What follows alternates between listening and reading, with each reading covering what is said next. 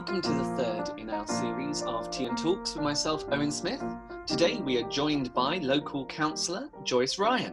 Thank you, Joyce, for joining me today. How are you? I'm fine, thank you, apart from my knees. Are they playing up at the moment? They are really playing up and they really need cortisone injections. Right. But of course, not possible at the moment. No. Are it affecting your daily workout or your state allowed once a day walk as it is? I actually don't leave the house. I walk in the garden and the house because I'm one of these people that are at risk and, and I should be in all the time really for, I walk in the garden or around the house and, so it's not doing me any good. No, I can imagine. Talk to us a bit about yourself. I was born near the end of the war. My parents lived always in the East End, like family, both families, parents, family, parents. And my mother was evacuated to a place in Derbyshire called Church Gresley. And evidently I was a lovely baby. And the local doctor, who couldn't have children, wanted to adopt me because they couldn't have children. My mother refused. So when I was growing up, of course, if I couldn't get my own way on something, I would have a tantrum and say, "You should have let them adopt me because..." But anyway, and then my mother came back into into Newham at that stage. And is that where you grew up in Newham? I grew up in Newham. I went to Plaistow Grammar School. My father was a dock labourer. And my mother didn't work because, of course, people didn't then, and you didn't buy anything on any kind of credit. If you wanted something, you literally saved up and bought it with money, or you went without. And I mean, I didn't appreciate it at the time, but I just thought, well, I'll stay on at school. And like, people thought my parents were mad. A girl staying on at school, it was in very much those days. And I did. I stayed on at school, trained as a teacher, and I was always very theatrical. And I think you play teacher when you play an actress. When you play, when you're a teacher, you're acting all the time, aren't you? Yeah, it's another performance. Yes, I do love. I mean, I'm quite dramatic at times, as you know, knowing me. So, how long were you a teacher for? Over 50 years. Really? I actually did a lot of part-time. I only stopped teaching actually. Well, it will be 2 years ago this July, when I was doing just part-time bits and pieces in a small Catholic school, which was lovely, How different did you see sort of like the classroom change over your time? Oh, incredibly different. I mean, when I first taught, I taught in Newham, and I did 10 years at Portway Infant School. And that actually was the show school for Newham at the time. And they made a film for UNESCO, and Dr. Morris, who did all the work for Look and Read, the programme on television, used to pop in and out. And it was the kind of school that was way ahead of its time, and yet the standards were so high. Miss Russell was the head, a really dainty lady. And my daughter went to school with me, which you wouldn't be allowed to do now. She went to school very, very young, a young baby. And the headmistress thought that Maura was virtually her baby. And anyone came to the school, they saw Maura. Right. And if the heat needed adjusting, Maura needed, wasn't cold. And of course, it was lovely for the children because they had a real life. She was always she was placid anyway, but to be brought up in an environment where all that was going on, so she was very lucky. And when actually it was tragic, Miss Russell got cancer and died, but they actually put Maura's flowers on her coffin. She thought so much of Maura. And we also had a Cocker Spaniel, which again, you wouldn't be allowed to have now. Well, and the Cocker Spaniel was in school, in the classroom with me, because Cocker Spaniels are so gentle. And next door had hamster. We had a Cocker Spaniel. So how did you end up in Redbridge? When Maura, I lived in Newham for quite a few years, and then my daughter, we moved to Newham, to Redbridge, because my daughter was mugged a couple of times, and I thought, I don't like this, and we moved. and I moved to Redbridge. I wasn't involved. I mean, I was very involved in the local community because I was chairman of the Catholic Women's League and all that kind of thing, and then Neighbourhood Watch coordinator. And that's how I got to know the local councillors. Right. And we had a really, really nice one called Bert Finch, who had been a councillor for quite a few years, lived in Fencepiece Road, and knew the area when you still had fields. He'd been born in the area, you know, so he could remember when you didn't have all the housing estates and things. And he kept saying to me, because I had various, you know, neighbourhood meetings, and him as the councillor would come along, and he used to keep saying, you should be a local councillor. And I said, what do I want to be a local councillor for? Don't talk nonsense. And he kept on and on and on. And then one day I said, oh, all right, but virtually to stop him keep asking. And I was called for interviews, and to, you know, in a room full of various dignitaries, etc. And they said, why do you want to be a councillor? And I said, I really don't know. I must be absolutely mad. And I think they thought I was joking. So I went through that, and I got elected, and I became a local councillor. And it was purely by kind of accident. My philosophy has always been, I never make promises, but I always try.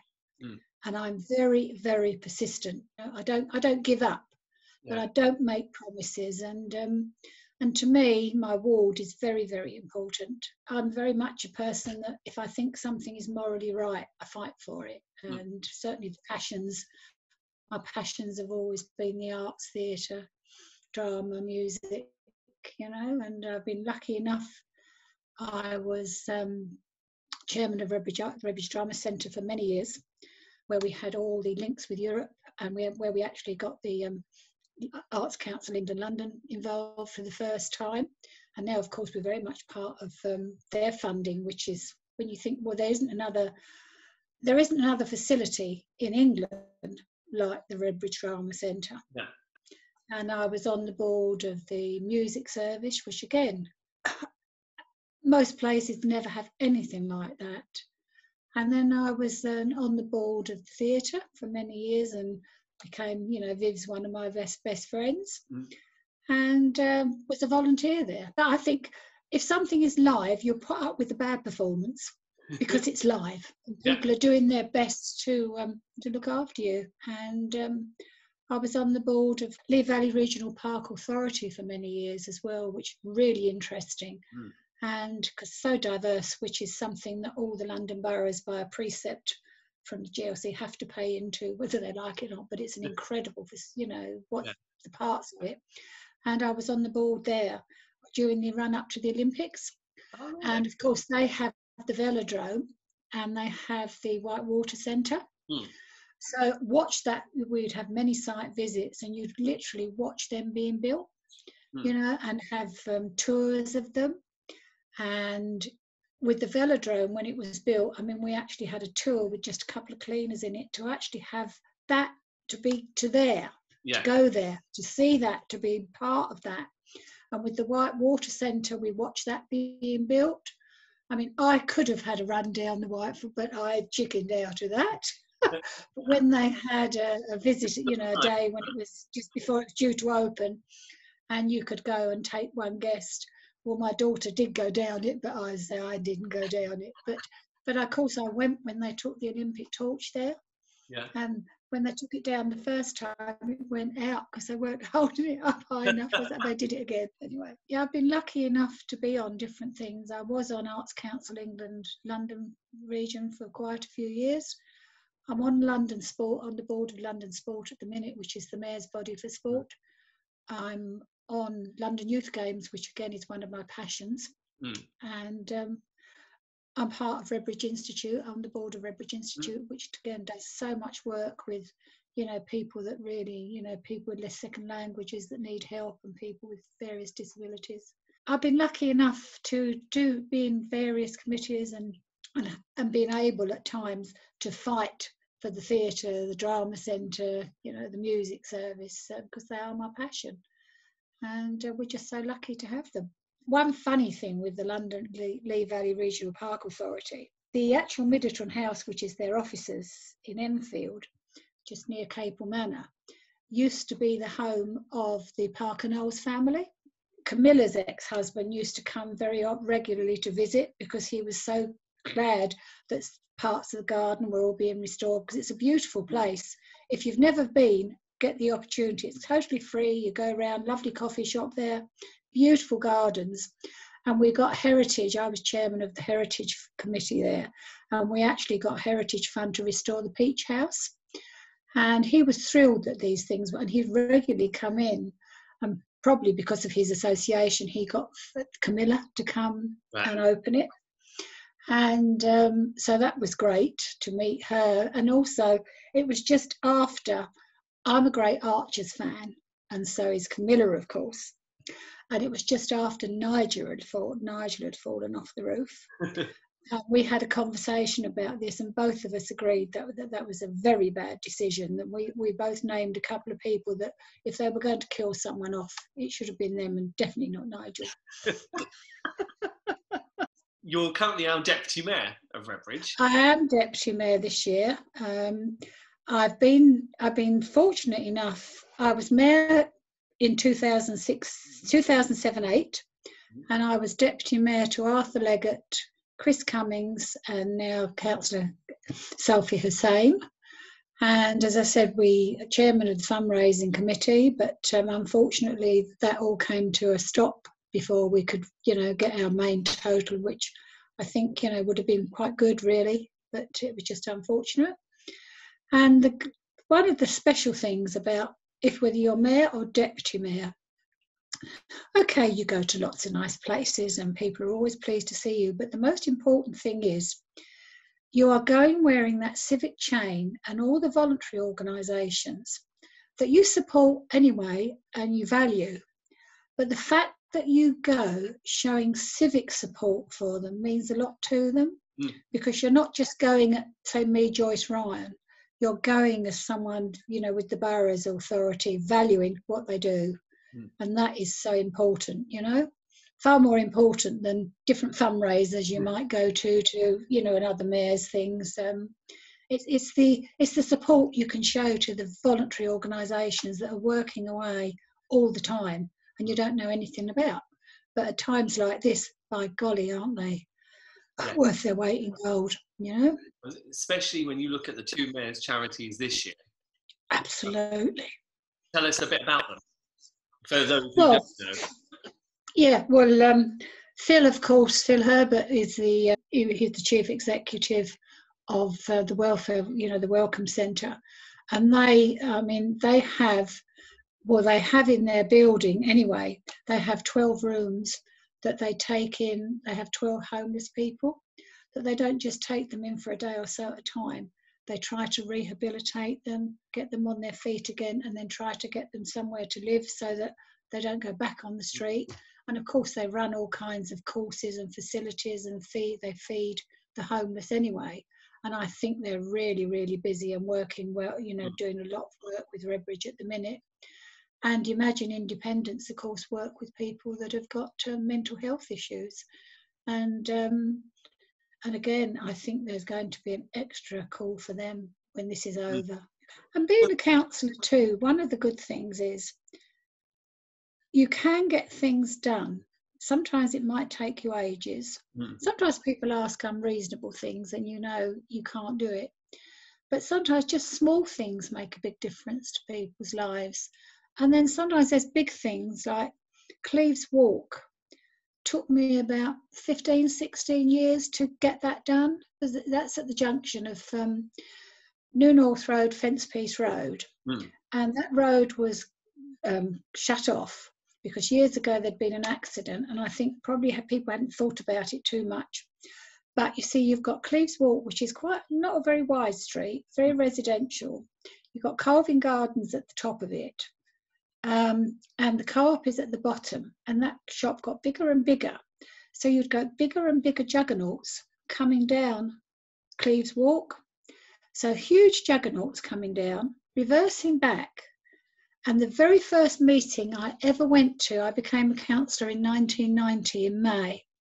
And Bert Finch and I went to a meeting at the resident's house there, the top of Cleves Walk. And already at that stage, they were having problems. And it must have taken me about 15, 16 years to get that sorted, because the juggernauts were getting bigger and bigger and bigger, the vibrations on the houses. But I persisted. You know, I kept on and on and on. I didn't let it go. And then Linda Perham and I worked together on, Linda was a Hainault councillor and I was a Fairlock councillor. And before they did a boundary change, the Elmbridge Road, Forest Road there, was New North Road, was our boundaries. And at that stage, for quite a few years, there were no traffic lights at New North Road, Elmbridge, and Forest Road, Elmbridge. And they were both busy roads because there's only two roads through Hainault, which is New North Road, Forest Road, and you're bounded by, because you have to go one or the other. You can't go roundabout because you've got the railway line. And it took us quite a bit of working together to actually get those traffic lights in place. And the difference it made, and you think, how could they not have been there? You know what I mean? Because you'd often have bits of glass all over the pavement, the road, because they're minor accidents, you know. But anyway, between us, we did it because, you know, you work together. I don't care what political party you are, you work together for your good of your residents. Not being in lockdown, as it were, what would your normal week be like? Well, you'd have various meetings, and I might be visiting St John because I'm a governor on St John's Roman Catholic Special School, which is just over the borders. It's just off Tomswood Hill in Turpin's Lane, and it's children with very, very, very special needs, you know, really special needs. And they have children there from all over London. The actual school is in Waltham Forest because that's the boundary there. But I think the majority of their pupils are actually Redbridge children, youngsters. And so I visit there, go to meetings there, and I visit the school.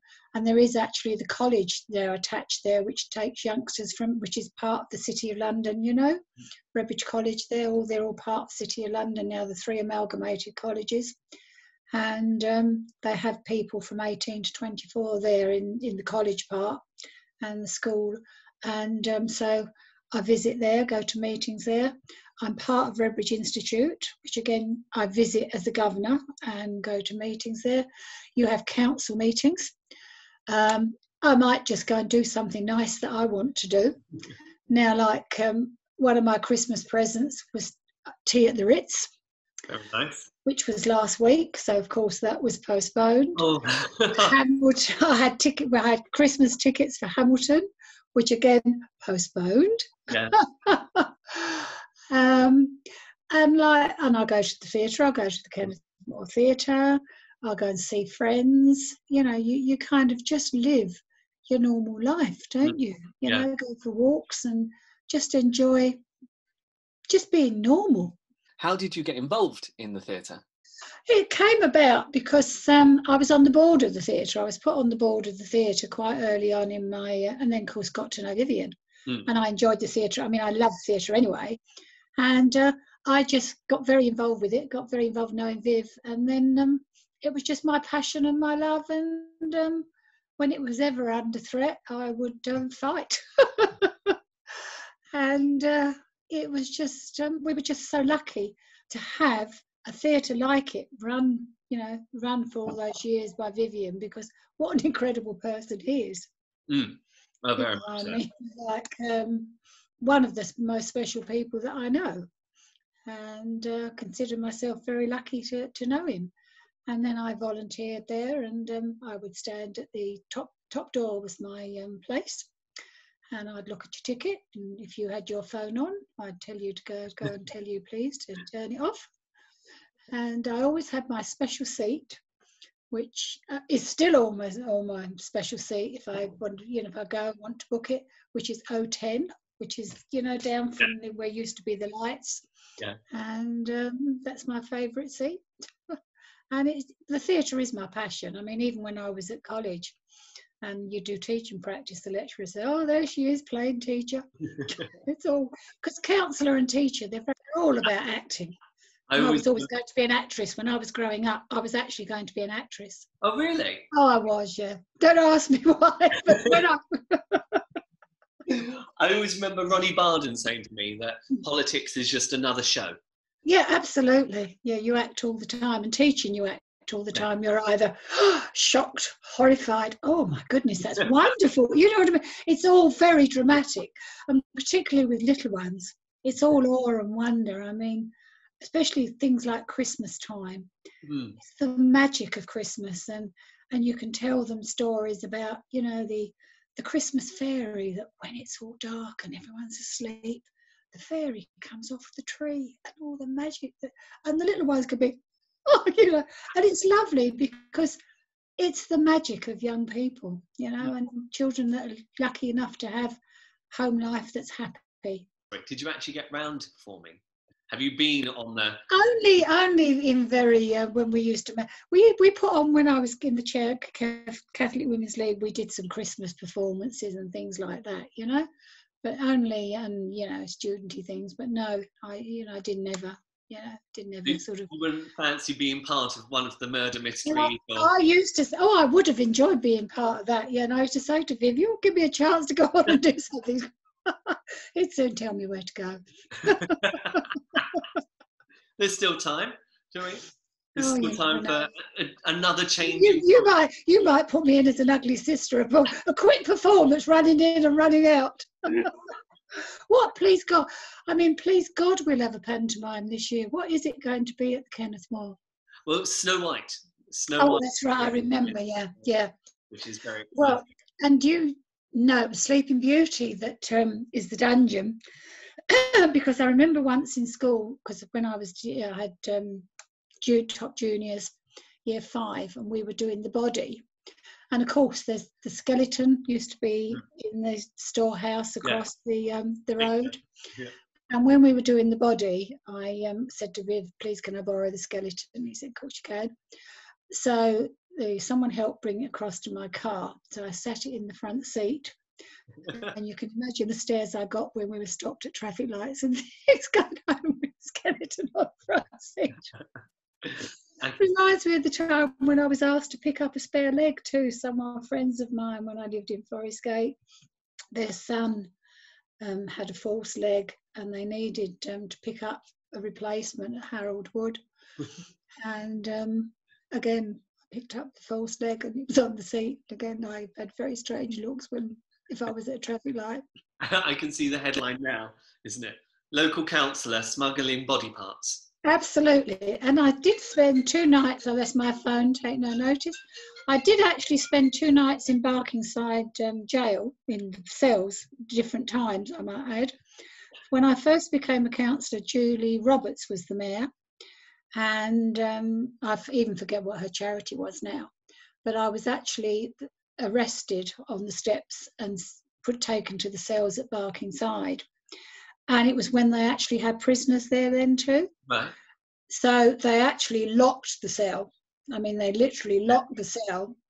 And, you know, I was lucky I did have books and things I could have in there. But God, was it uncomfortable. I mean, this tiny thin mattress. And the second time I did it was when Arthur Leggett was mayor.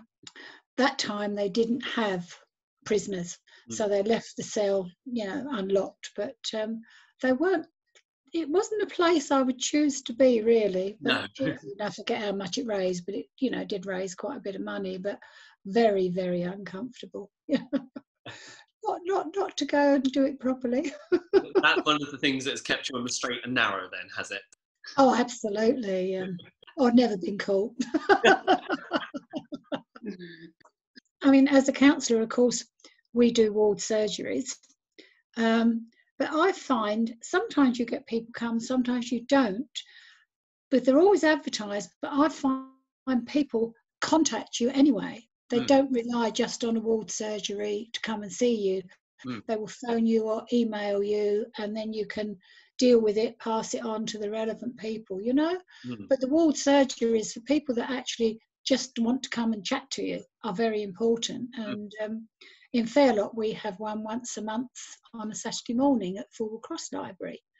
And staff, of course, I love all our library staff. We're so lucky to have the wonderful libraries we've got in Redbridge anyway. And of course, the staff are always so welcoming, and you know, and they play an important part, I think, in the role of a councillor. But you're not, but the public do not have to rely on the surgery. That's why they have a phone number you can ring, and they have an email they can contact you on, you know, which they do, which they should do, because you're there to try to help them if you can, or to do your best anyway. It's kind of by all kinds of ways, isn't it? You know, it's probably easier for people, except the elderly people, and that's sometimes too much is just on the web, because a lot of elderly people are not computer friendly and internet friendly, and they can't like go onto the internet and look up what Redbridge Council is doing or what someone else's facility is doing. And I think sometimes we forget that, and we have to be very mindful of that. And I know there's controversy about Redbridge Life. Some people like it, but I find it a very useful tool of information for people to actually know what meetings are going on and what things are going, you know. But that's very controversial, of course, because a lot of people don't like it. But I just feel, well, it is a way of actually communicating what is going on in the council. But that's my opinion anyway, and it don't go down well with a lot of people. But how do you think the council's finding this hard time at the moment? What a wonderful job all our staff are doing at Redbridge Council. You know, from the leaders, directors down, all the staff, they're doing an absolutely brilliant job to try and keep things moving. And I think they're to be commended. I mean, today I had my waste collection, and aren't we so lucky that they're still continuing weekly the waste? I mean, you know, it's terrific, the things that they're actually doing just to keep things going and moving on for the residents. Thank you so much for joining me today, Joyce. It's been absolutely lovely catching up with you. Thank you, Owen. And if anyone that does watch this, if they do want to support the Mayor's charities, you know, which is Imagine Independence and the Welcome Centre, it would be very, very, very gratefully received, particularly at this time. Anyway, take care. And you, my lovely. Look after yourself, keep well and keep safe.